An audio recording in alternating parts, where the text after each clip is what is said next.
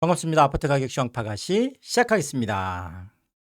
오늘 국토부가 또 깜짝 공급 발표를 했습니다. 수도권에 52만 3천 채 어마어마한 지금 물량인데요. 좀 구체적으로 살펴드리면 일단은 수도권 규제 지역 안에, 그러니까 서울 뭐 전 지역, 그다음에 경기의 뭐 분당이나 과천 같은 이런 핵심 지역들인데, 이 지역 안에서 인허가는 받아놓고 착공을 하지 않고 있는 이런 사업장들을 조사해 봤더니 무려 32만 3천 채. 와, 어마어마한 물량입니다. 대부분이 지금 아파트로 알려지고 있는데, 사실은 이게 한꺼번에 쏟아지게 되면 어마어마한 이제 물량이 될 텐데, 결국 이 부분에 대해서 정부가 나서서 착공 지원을 해주겠다라는 거죠. 실질적으로 뭐 이제 정부 관련된 부분들도 해결이 안 된다든지, 아니면 뭐 PF 문제라든지, 이런 부분들을 해결을 해서 이 미착공 사업장들이, 이건 뭐 인허가 다 받아놓은 거니까 그냥 착공만 하면 되는 거다 보니까 정부 입장에서 보면 정말 땡큐죠. 그래서 이 미착공 사업장, 사실 이게 뭐 많은 분들이 이걸 공급으로 빨리 해야 된다라고 했는데, 결국 이 부분까지 이번에 건드린 걸로 봐서 뭐 이거는 엄청나게 빠른 공급, 그래서 굉장히 좀 유효하다. 일단 저는 이렇게 좀 긍정적으로 평가를 하고 싶고요. 그 다음에 속도 빠른 비아파트.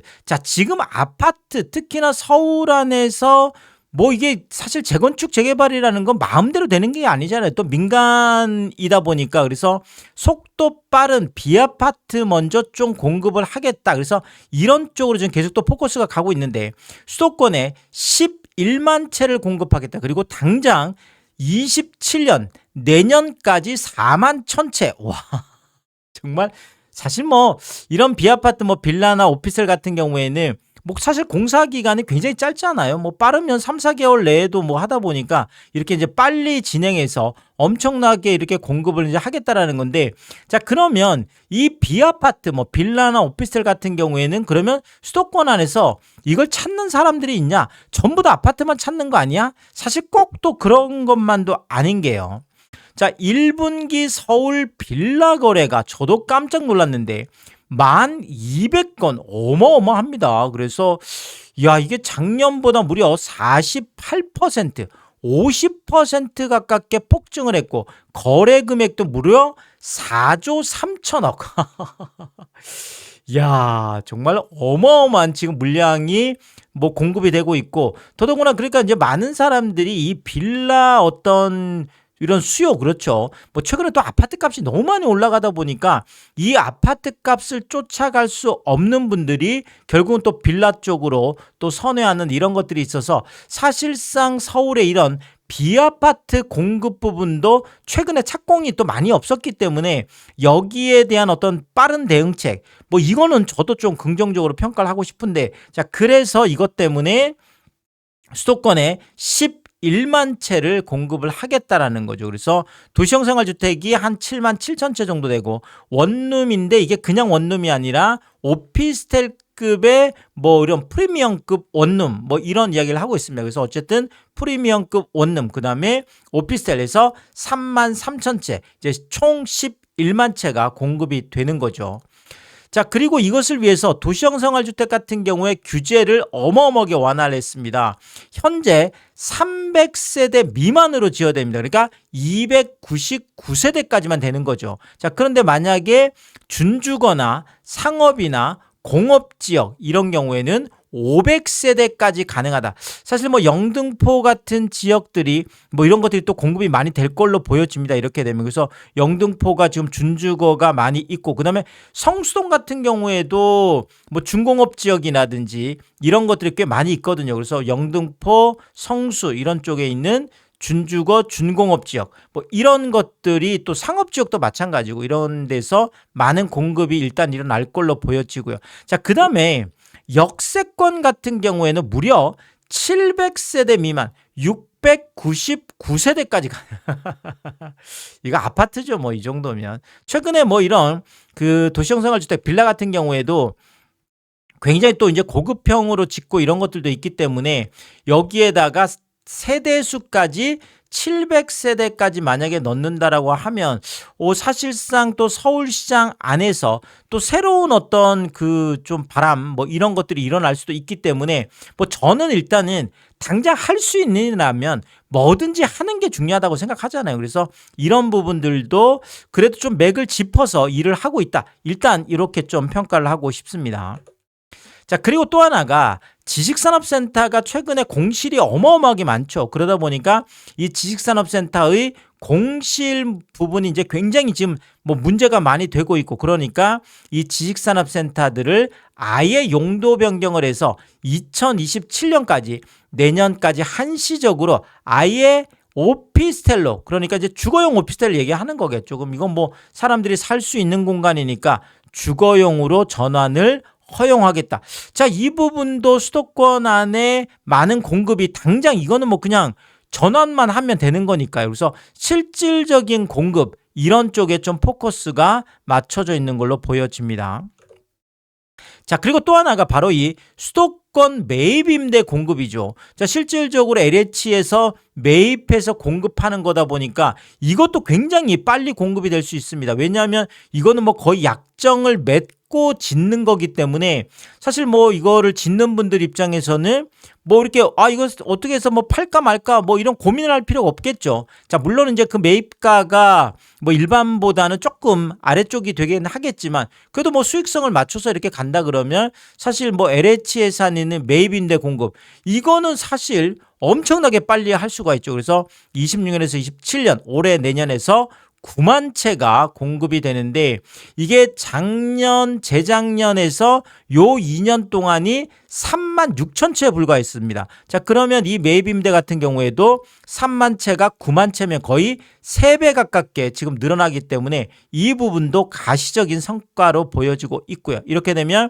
규제 지역에서만 6만 6천 채. 자, 그러니까 모든 게 지금 전부 다 이 규제 지역, 서울 전역하고 지금 경기권에서도 분당, 과천 같은 이런 핵심 지역 안에 지금 공급들을 이렇게 하는 거기 때문에 자, 이게 좀 그래도 맥을 좀 짚고 있다. 일단 이렇게 뭐 평가를 하고 싶은 거죠. 그래서 신축이 5만 4천 채니까 뭐 기존 거를 돌리는 게 아니라 또 신축 공급이 많이 늘어나겠죠. 이렇게 되면. 그래서 이 5만 4천 채에다가 기존 12,000채에서 더더구나 수요가 많을 경우에는 무제한으로 공급을 하겠다. 뭐 필요한 만큼 공급. 왜냐하면 이거는 뭐 LH에서 사주는 거기 때문에 뭐 많은 이 공급들이 일어날 수 있겠죠. 그래서 무제한으로 공급을 하겠다라는 얘기까지 하고 있어서 뭐 또 그만큼 또 자신감을 보이고 있는 거죠. 뭐 최근에 또 이런 워낙 또 뭐 재원이 또 사실 정부가 쓸 수 있는 재원이 많잖아요. 그래서 이런 것들이 좀 늘어나다 보니까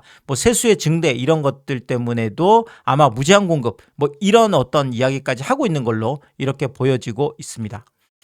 자, 어쨌든 간에 국토부에서 안 그래도 뭔가 이 공급 쪽이 부족하다 계속 지적들이 있는데 이 부분에 대해서 그래도 이런저런 방법으로 해서 공급책들을 찾아내고 그 안에서 뭔가 실질적인 것들이 그러니까 당장 뭐 눈앞에 사실 보이는 게 중요하잖아요. 들어가 살 수 있어야 되는 이런 거다 보니까 뭐 맨날 뭐 무슨 어디에 뭐 몇십만 채 이렇게 지구 지정만 하다가 세월 다 보내는 이런 것들이 굉장히 많습니다. 그래서 특히나 3기 신도시 같은 경우에도 문재인 정부 때 지정을 했고 그다음에 윤석열 정부 때 뭐 이제 보상하고 이제 뭐 이렇게 어느 정도 이게 시간이 굉장히 많이 걸리거든요. 그래서 빨리 공급할 수 있는 거는 이렇게 뭐 지금 인허가 받아놓고 착공 못하고 있는 거 도와줘서 그것만 해도 지금 30만 채가 넘잖아요. 뭐 이렇게 빨리빨리 공급될 수 있는 것들을 실질적으로 하는 거.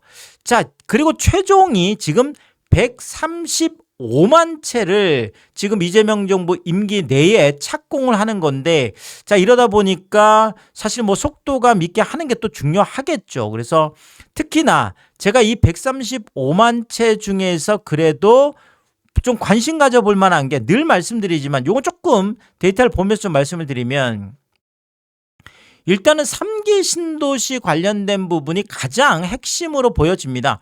문재인 정부가 시작은 했지만 열매를 지금 따먹는 거는 이재명 정부거든요. 그래서 제가 늘 말씀드리는 게 문재인 정부하고 이재명 정부하고 이 공급 측면에서 다른 게 있다라면 결국은 이재명 정부는 어느 정도 그래도 그 뭐 좀 준비가 됐던 것들이 있거든요. 그러니까 완전 그냥 맨바닥에서 시작하는 게 아니다 보니까 그 중에 하나가 바로 이 3기 신도시인데 3기 신도시가 이제 본격적으로 가동이 되고 있습니다. 그래서 공공분양이 또 굉장히 인기가 지금 높은 걸로 나타나고 있는데 최근에 분양했던 남양주 왕숙 지금 2의 A3블록인데 특공 61가구에 11,700명. 와, 저도 깜짝 놀랐습니다. 야, 제가 3기 신도시 계속 주목해라 계속 말씀드리고 있는데 이렇게까지 인기가 있을 거라고는 와, 61가구에 11,700명. 사실 지금 이 3기 신도시 같은 경우에도 당초 사전 청약 때보다는 분양가가 그래도 꽤 올랐거든요. 그럼에도 불구하고 야, 이렇게 지금 61가구 모집에 11,700명이 올 정도면 그만큼 지금 인기가 많다라는 거죠. 지금 민간 쪽이 분양가가 올라도 너무 올랐어요. 그러니까 정말 이게 감당이 안 되는 거죠. 그러다 보니까 공공분양 쪽으로 상당히 많은 분들이 지금 관심을 갖고 있고 경쟁률이 무려 191대 1. 200대 1이 넘은 와, 정말 충격적인 이런 경쟁률을 보여주고 있고요. 아시겠지만 지금 남양주 왕숙 2 같은 경우에는 여기가 지금 다산 신도시입니다. 지금 남양주 다산 신도시 또 바로 옆에 있어서 다산 신도시도 꽤 가격대가 있잖아요. 그런데 바로 옆에 지금 들어오는 데다가 이게 지금 끝이 아니죠. 남양주 사실 이거는 왕숙 1이 훨씬 더 큰데 어쨌든 두 곳을 합쳐서 대략 한 7만 채 정도가 공급이 됩니다. 야, 사실 이거 7만 채만 하더라도 이게 다 쏟아지면 사실 이게 남양주 쪽의 집값 안정 이런 것들은 그냥 갈 수 있을 것 같거든요. 아니 그다음에 이 바로 건너편이 또 미사예요. 그래서 하남 쪽까지도 영향을 줄 수가 있어요. 워낙 지금 물량이 많기 때문에. 자, 여기에 뭐 7만 채 있죠. 그다음에 이쪽에 구리 쪽에 구리 지금 한 2만 2천 채 정도 되는 여기도 사실 굉장히 한강변 쪽에 있는 아주 토평 이 지구가 굉장히 좋은 입지거든요. 그래서 거기도 한 2만 2천 채 그러면 이쪽 주변으로만 지금 거의 10만 채 가깝게 쏟아지기 때문에 아, 이것만 빨리 좀 돼도 하는 이런 바람이 있습니다.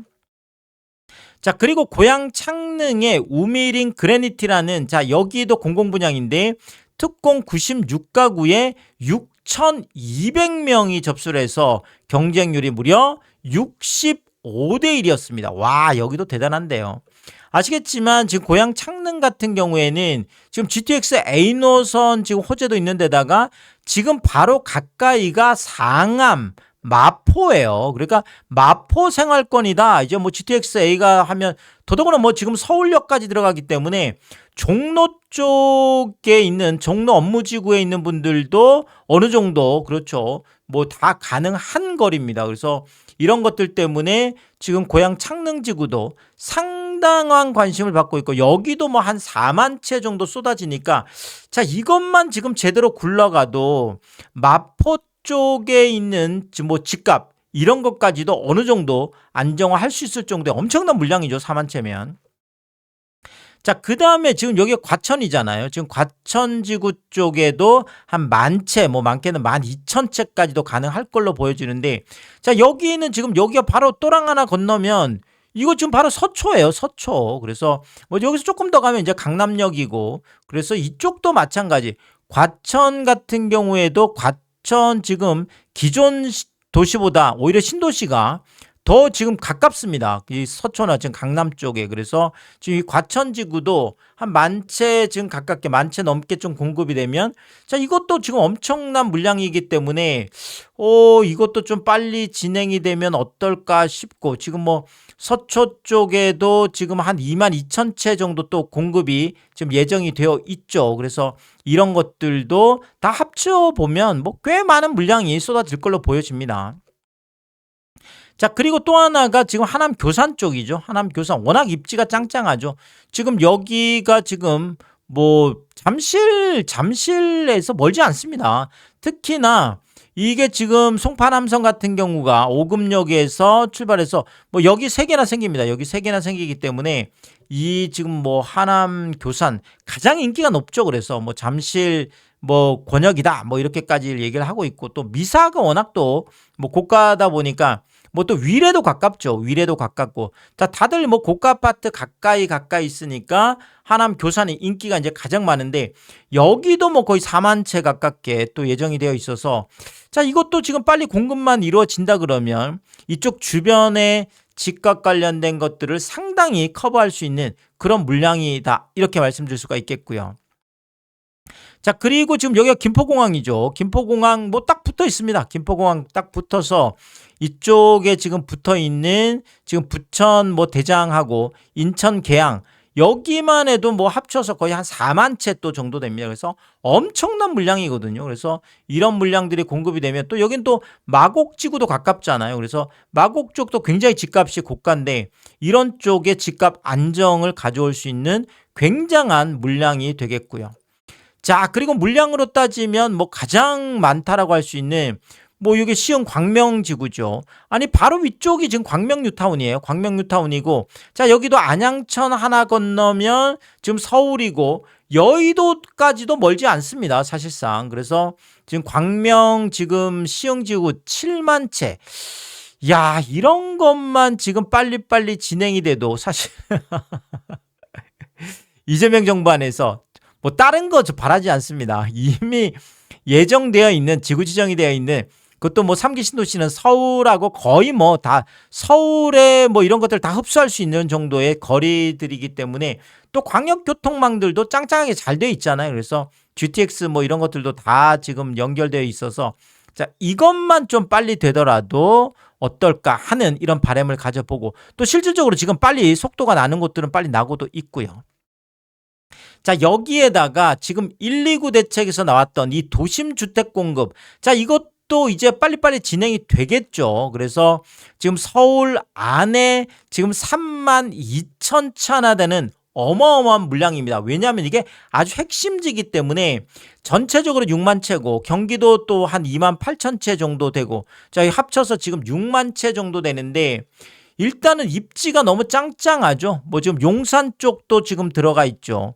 특히나 지금 여기 태릉 CC 같은 경우도 상당히 지금 물량이 많기 때문에 지금 관심을 갖고 있고, 여기에다 지금 과천 쪽의 경마장 부지라든지, 뭐 저는 개인적으로 이 국방대 부지도 마포 쪽이기 때문에 국방대 부지도 상당히 관심을 가져볼 만한 이런 워낙 좋은 입지들이 많은데, 물량이 상당하죠. 지금 용산 쪽에 국제업무지구나 캠프케인 뭐 이런 거 하면 전부 다 한 13,000채 가깝습니다.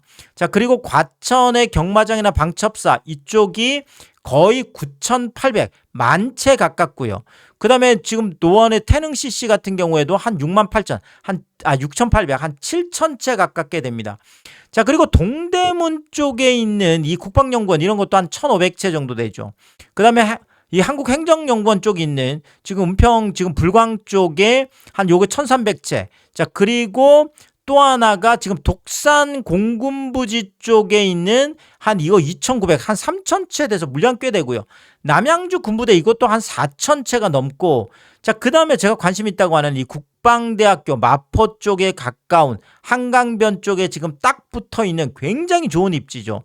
이것도 거의 2,600, 3,000채 가깝게 아주 핵심 지역에서 많은 물량들이 쏟아집니다. 그리고 소규모긴 하지만 어쨌든 서울 의료원 부지라든지 아니면 뭐 강남 구청 부지라든지, 자, 이런 핵심지, 정말 노른자의 땅들에 정말 많은 관심을 받을 만한 공급 카드를 사실 이재명 정부가 쥐고 있는 거는 분명하거든요. 자, 이러다 보니까 이미 집값이 많이 하락한 곳들이 있습니다. 그래서 남양주 별내에 있는 대원 칸타빌 같은 경우에 49평형이 22년에 14억까지 갔던 게 지금 5월에 7억 3천까지 하락하면서 6억 7천, 무려 47%, 아니 14억이 7억이면 그냥 반토막 났다, 이렇게 보시면 될 것 같고요. 자, 그 다음에 안양 동안에 있는 비산 한화 꿈의 그린 33평 같은 경우에도 5년 전에 8억 9,400, 9억 턱밑까지 갔던 게 지금 4억 9천까지 마이너스 44%. 이것도 뭐 거의 반토막 가까운 폭락거래로 보면 될 것 같고요. 그리고 수원 8달의 화서역 블루밍 푸른숲 지금 33평 같은 경우에 7억 7,400 거의 8억 턱밑까지 갔던 게 3억 7천까지 하락하면서 와, 이거는 뭐 마이너스 51% 반토막이 넘어가고 있는 4년 전 5년 전 집값 아래로 뚝뚝뚝뚝, 그것도 마이너스 50% 아래로 정말 충격적인 이런 거래들이 나오고 있고요. 광명 지금 한주공 8단지 24평 같은 경우에도 5년 전에 7억 5천까지 갔던 게 지금 4억까지 폭락. 전부 다 5월 가장 최근 거래들인데 엄청난 하락 거래죠. 마이너스 46%. 충격적인 이것도 폭락 거래고요.